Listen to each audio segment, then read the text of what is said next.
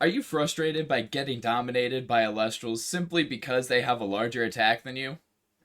Do you wish that you could abuse the low defense stat that high attack Alestrals normally have? Then do I have the deck for you? Hello, I'm Constellation Gaming, and today on Decklist December we'll be taking a look at PC, or Position Change for short. This deck looks to utilize the abilities of our Alestrals to swap the position of opposing Lestrals, so that way combat is always advantageous for us. To start off the Alestrals, we have our consistency piece with 3 copies of Astrabbit. Astrabbit is simply the best Celestial in the game, allowing you to search the top 3 cards of your deck and pick which one is most advantageous for the situation. In my opinion, Rabbit will be the best Celestial in the game until the moment that it finally gets banned. Next, we have our first of 2 Alestrals that change position. We're running 3 copies of Eddie. Eddie's really strong in this deck, not only because he does change position, but also with the fact that Eddie plays around every single counter in the game, with the exception of Gorgon's Gaze for the most part. Even if you play PTA, Eddie can still crash with most Alestrals that he changes position to attack, or he can simply run over most Alestrals that he changes to defense position. Either way, Eddie still plays around everything with the exception of Gorgon's Gaze. The next position change Alestral will be playing is 3 copies of Sorlet.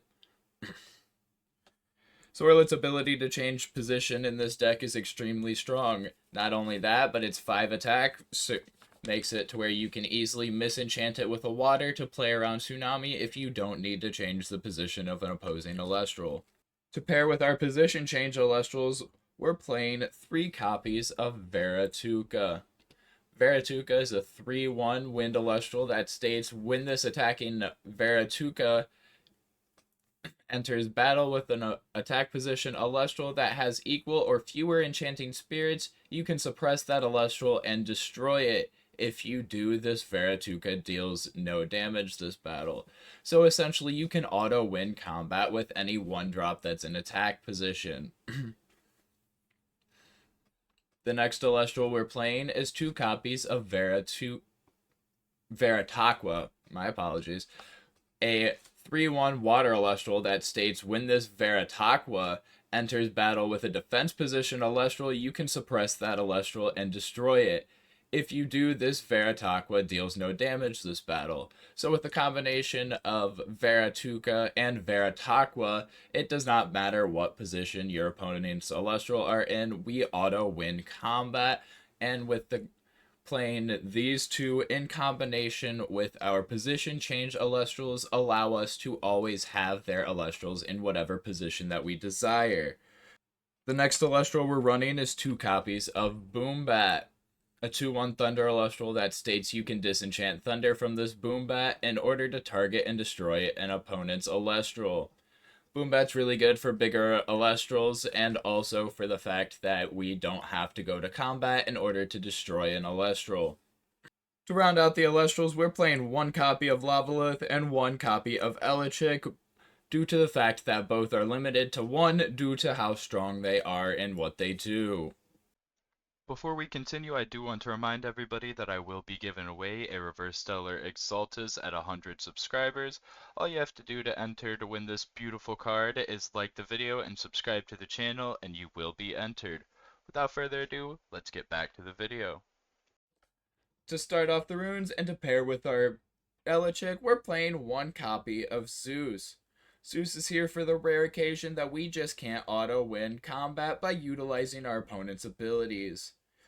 Next, we're playing 1 copy of Nectar of the Gods. To be honest, we just had an extra slot, and drawing 2 is always good, so we might as well play it. The rest of the runes are pretty typical, starting off with your 3 copies of Ambrosia for healing. In this game, healing is extremely potent due to the fact that everything takes your life to play, so Ambrosia is played in almost every single deck. Next, we're running your typical removal package with 3 copies of Cryoblast, 1 copy of Earthquake, 1 copy of Resting on Your Laurels. Cryoblast will always remove any large one-drop Alestrals, since all the high-attack Alestrals have less than 2 defense. Earthquake is a non-conditional removal, and resting on your laurels is cheap removal for when you're behind. To finish out the main deck, we have what I call your typical 12 counter runes, with 3 Gorgon's Gaze, 3 Poison Tipped Arrow, 3 Shield of Achilles, and 3 Tsunami.